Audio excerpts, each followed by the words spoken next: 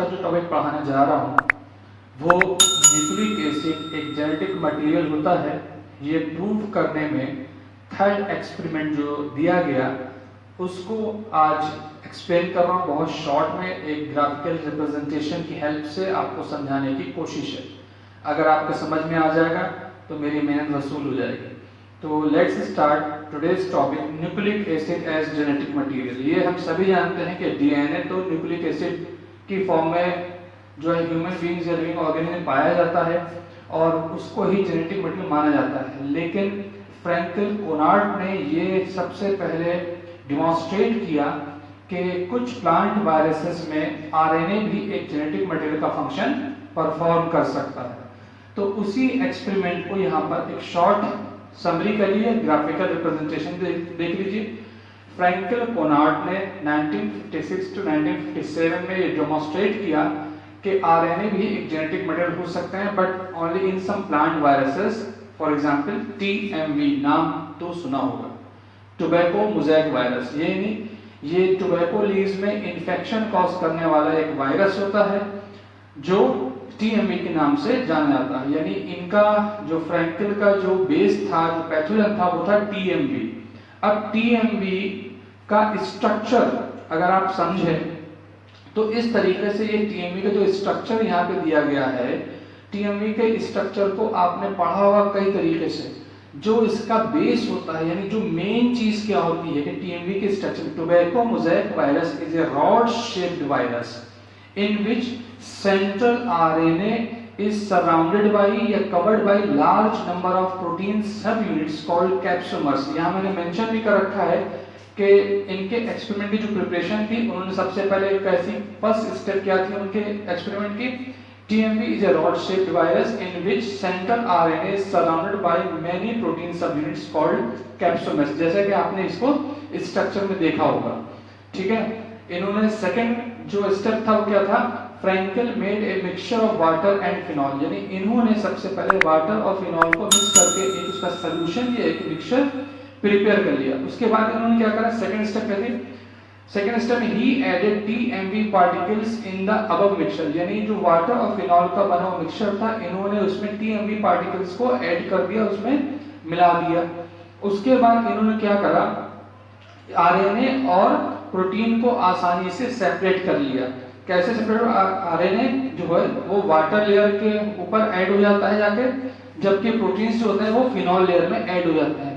बाद में इन दोनों मिक्सचर से, यानी आरएनए को वाटर से सेपरेट कर लिया और फिनॉल से प्रोटीन को निकाल लिया था। तो इस तरीके से प्रोटीन को फिनॉल से निकाला और आरएनए को वाटर लेयर से रिमूव किया। उसके बाद इनको अलग अलग इनके मिक्सचर बनाए, यानी आरएनए का अलग एक मिक्सचर प्रिपेयर करा और सिर्फ प्रोटीन का एक अलग मिक्सचर प्रिपेयर करा। उसके बाद बहुत सिंपल एक्सपेरिमेंट था। उसके बाद इन्होंने क्या करा, ये दोनों मिक्सचर लेकर फील्ड में जहाँ पे टोबैको के प्लांट्स थे उनकी लीव्स पे जाके ये मिक्सचर रब करा। जब उन्होंने ये अप्लाई करा, apply separately as a mixture of RNA on the fresh leaf of tobacco. एक तरफ ये एक्सपेरिमेंट करा जिससे सिर्फ और सिर्फ आरएनए के जो मिक्सचर था उसको टोबैको लीव्स के ऊपर अप्लाई कर दिया। दूसरी तरफ कौन सा मिक्सचर था, प्रोटीन का जो बनाया था सॉल्यूशन, उसको भी लीव्स पर अप्लाई करा।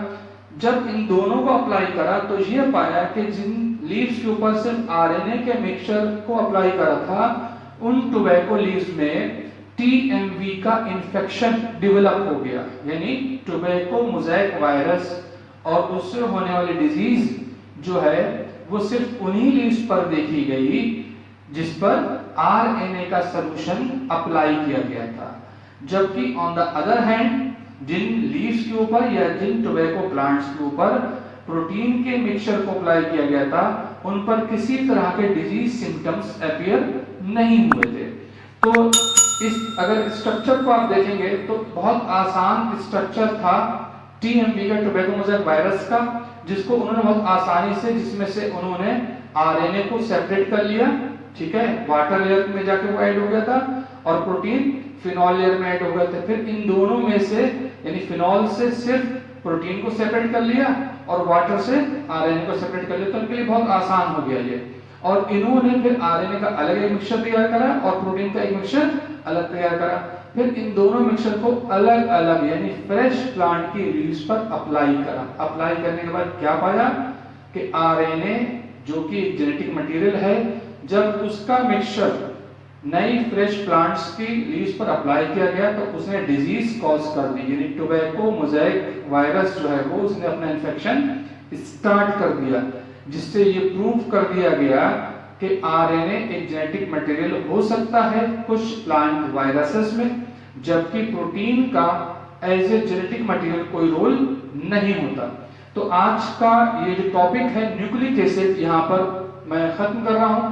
अगर न्यूक्लिक एसिड से रिलेटेड आपको और भी कुछ चीजें पढ़ना हो, जैसे बहुत सा बड़ा, मैंने आपसे कहा बहुत बड़ा चैप्टर है या यूं कहा जाए पूरी यूनिट है न्यूक्लिक एसिड।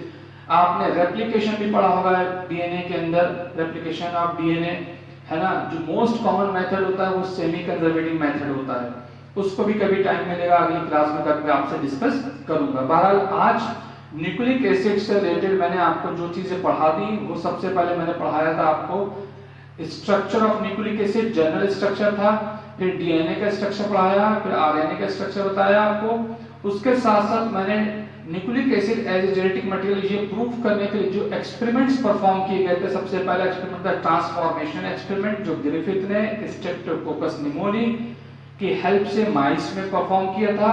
दूसरा जो एक्सपेरिमेंट था वो हर्शे एंड चेज ने बैक्टीरियोफेज T2 वायरस यानी बैक्टीरियोफेज को लेकर परफॉर्म किया था, जिससे उन्होंने ये फिर से प्रूव करा कि डीएनए जेनेटिक मटेरियल होता है लिविंग ऑर्गेनिज्म के अंदर। आज जो आपको बताया वो ये बताया कि आरएनए भी जेनेटिक मटेरियल हो सकता है, ये फ्रैंकल कुनार्ड ने सबसे पहले डेमोंस्ट्रेट किया था।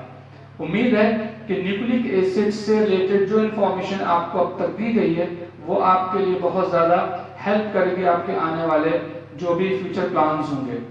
आज का ये क्लास बस इतना ही, और न्यूक्लिक एसिड से रिलेटेड अगर कुछ भी आपको और बाकी पढ़ना है या समझना है तो मेरे YouTube चैनल पर जाकर कमेंट करें और मुझे बताएं कि क्या प्रॉब्लम है, कौन सा टॉपिक पढ़ना चाहते हैं आप, और इंशाल्लाह अगली क्लास में उससे रिलेटेड कुछ ना कुछ इंपॉर्टेंट इंफॉर्मेशन आपसे शेयर करूंगा।